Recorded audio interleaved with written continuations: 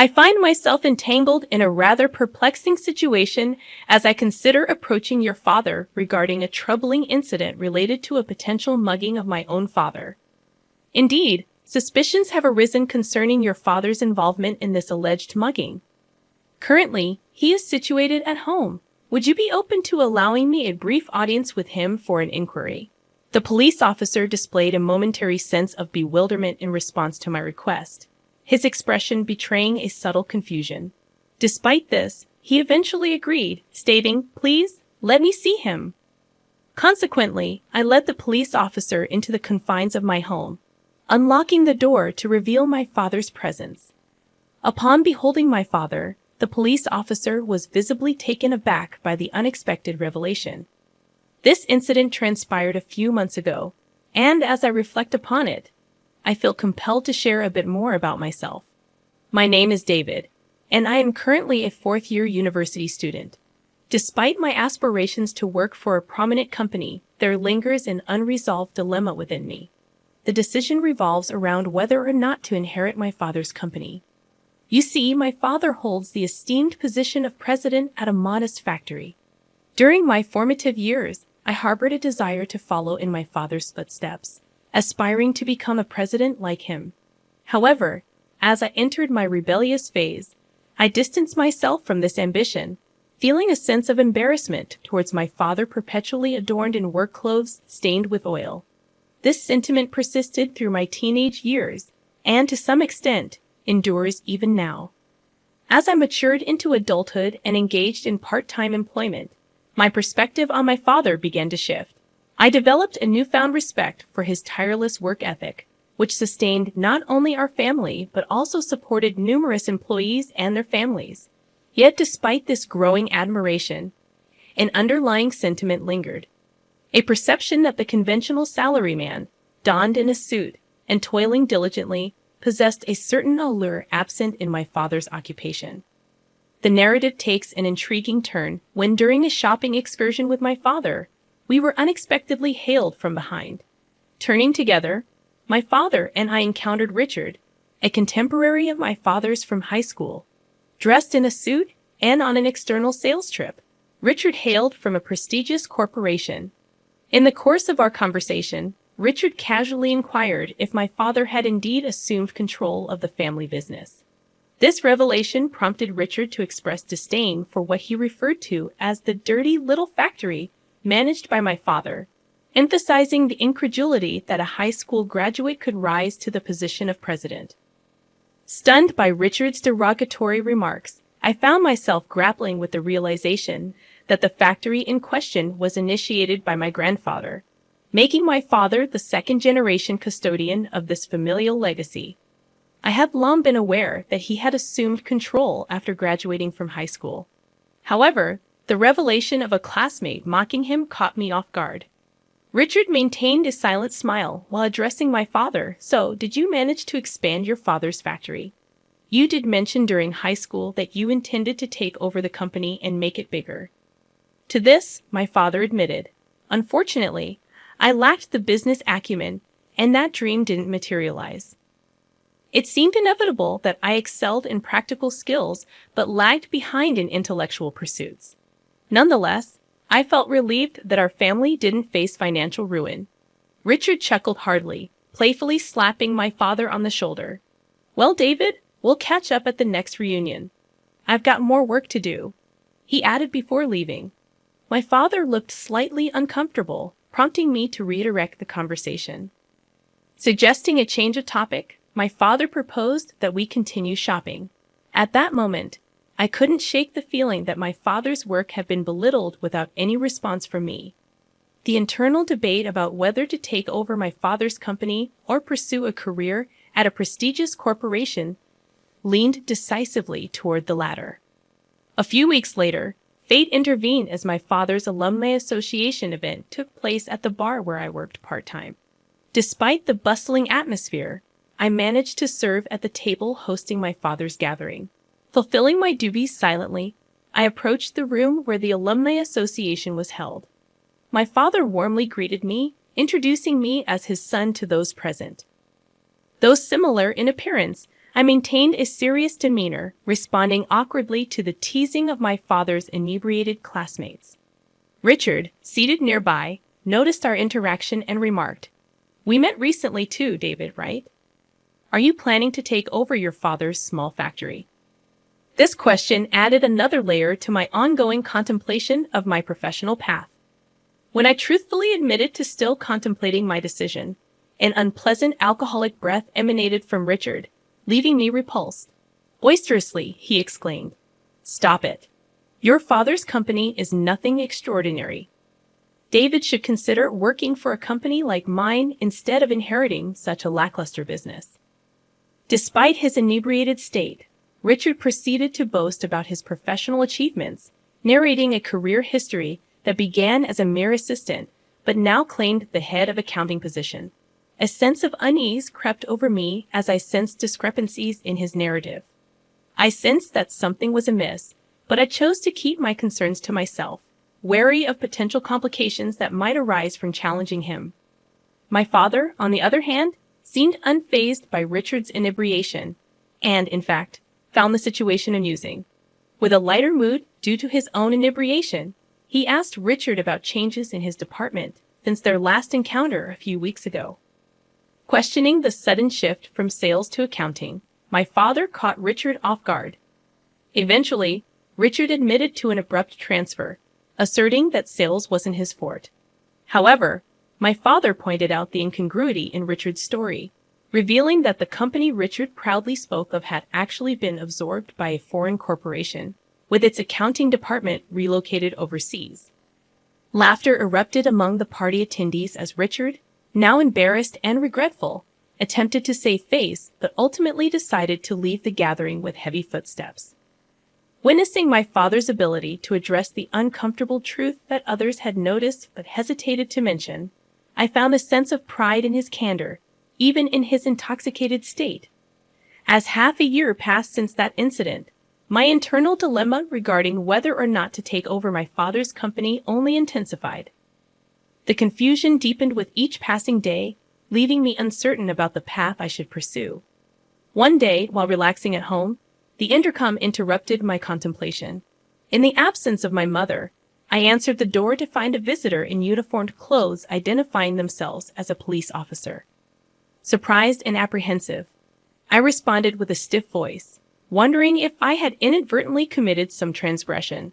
The police officer then brought up a purse-snatching incident, expressing a need to inquire about the matter with my father. The mention of such an incident left me puzzled, and I began to wonder about the unfolding events that seemed to add further layers of complexity to my already tumultuous life. Indeed, the enigmatic cloud of suspicion had descended upon my father, casting a shadow over our tranquil abode. The air thick with uncertainty, I found myself face to face with a stern-faced police officer bearing the weight of an accusation that seemed inconceivable. Inquiring about my father's whereabouts, the officer, with an air of professionalism, sought confirmation of his presence within our home. The exchange took an unexpected turn as the officer, grappling with the perplexity in my tone, requested to lay eyes upon my father.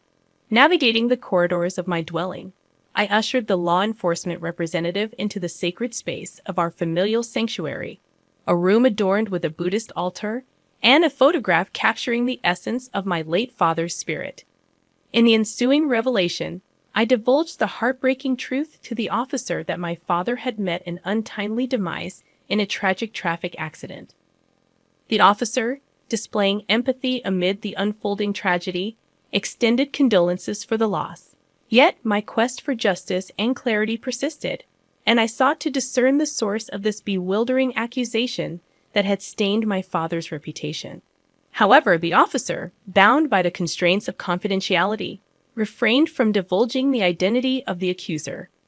Apologies flowed from the lips of the officer as he departed, leaving me grappling with an unsettling sense of confusion and the nagging question of who had leveled such a grave accusation against my departed father.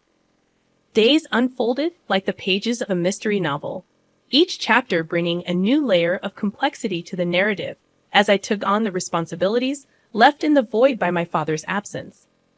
Immersed in the daily operations of my father's factory, I witnessed my mother's valiant attempts to fill the void left by his absence. However, the weight of age limited her contributions.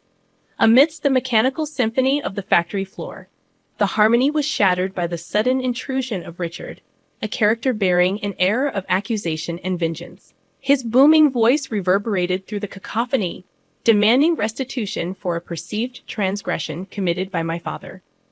Caught in the crossfire of accusations, I attempted to reason with Richard, asserting my father's innocence in the face of the alleged purse-snatching incident. The atmosphere within the factory shifted, with the ceaseless hum of machinery giving way to hushed whispers and curious glances exchanged among the employees. Richard, however, remained resolute in his pursuit of justice, convinced of my father's guilt. His insistence echoed through the industrial expanse, causing a disturbance that transcended the confines of the factory. Frustration surged within me as I defended my father's honor, challenging Richard's assertions and questioning the veracity of his claims. As the confrontation unfolded, Richard revealed the purported timeline of the incident, fixing it 2 weeks prior. A murmur rippled through the gathered employees, their confusion palpable. My persistent queries regarding the accuracy of the timeline only fueled Richard's frustration, intensifying his vocal protestations. In the midst of the tumult, Richard's disparaging remarks about my father's workplace and colleagues added fuel to the emotional fire. Yet the gravest affront was his attempt to pin the blame for the alleged purse-snatching squarely on my deceased father's shoulders. My chest tightened with a mix of anger and sorrow as Richard persisted in his accusations, seemingly oblivious to the irrefutable truth, illuminating the fact that my father, the subject of this tumultuous ordeal, had met his end in a tragic traffic accident a month prior. The realization hung heavy in the air, a poignant reminder of the fragility of life and the injustice faced even in death.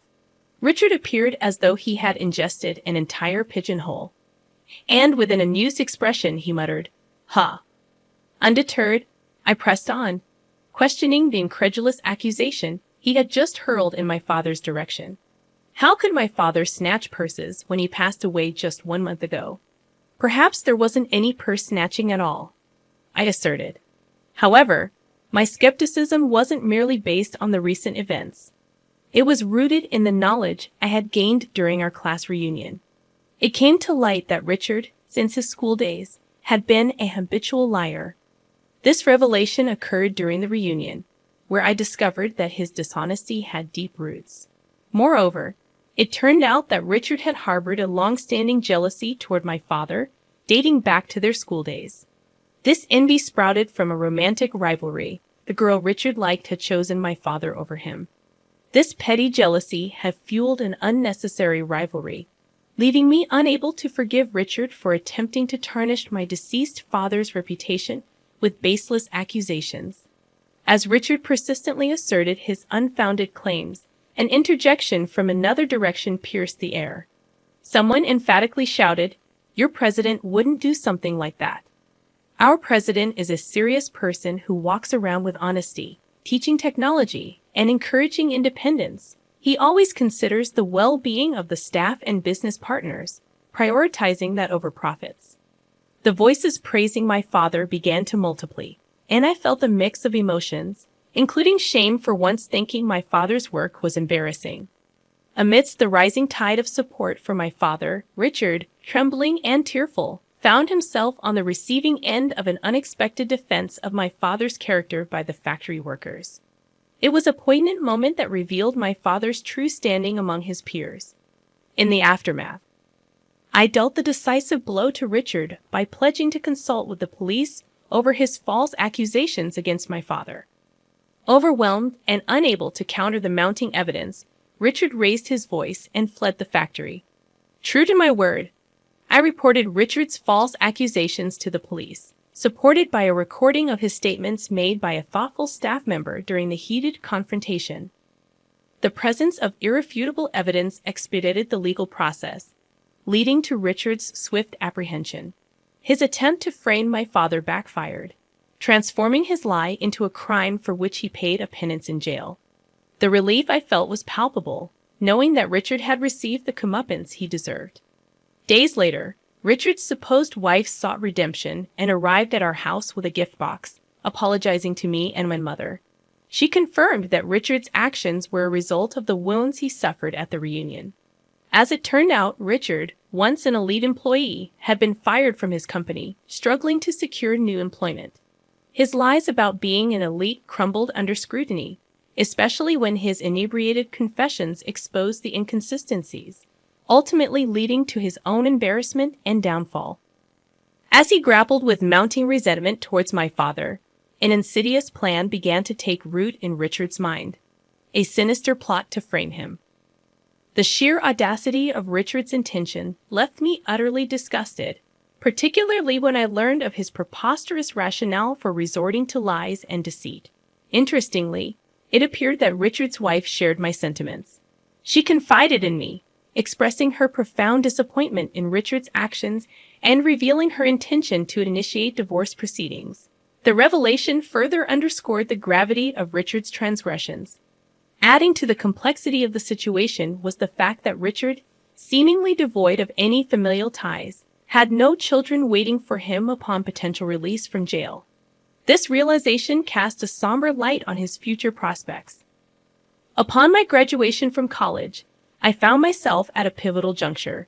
The recent passing of my father weighed heavily on my mind, and I harbored concerns about the state of the company he left behind. Motivated by a dual sense of responsibility and an unshakable desire to honor the legacy of those who had supported my father during Richard's malicious lies, I made the decision to step into the role of leading the company. The decision was multifaceted. Firstly, I felt a genuine concern for the effective management of the company in the wake of my father's demise. Secondly, the impassioned voices of the staff members who had steadfastly defended my father resonated within me. Their loyalty and dedication fueled my determination to become a president who would be both loved and respected by the staff. This incident became a transformative moment for me. Armed with a degree in business administration, I recognized my ability to manage the aspects of the company that my father struggled with. However, I also acknowledged my need to learn from the dedicated staff members who possessed valuable insights into the technological facets of the business. The staff members, driven by a collective sense of loyalty and compassion, willingly imparted their knowledge to me, often emphasizing that their efforts were for the sake of my father. Their anecdotes painted a vivid picture of my father's greatness, and with each story, I grew more appreciative of the man he was. Confronted with the realization of my father's true worth, I found myself expressing remorse for not having recognized his greatness while he was alive. Speaking to his portrait after work, I couldn't help but feel a sense of shame as I looked at my oil-stained self. Yet, I began to view those stains as tangible evidence of my father's tireless work ethic. Determined to honor my father's legacy, I pledged to become a president who mirrored his virtues.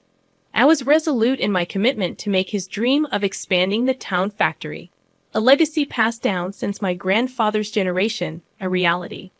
Addressing his portrait once again, this time with newfound determination, I spoke of my aspirations and felt an ethereal connection, as if my father were smiling down upon me.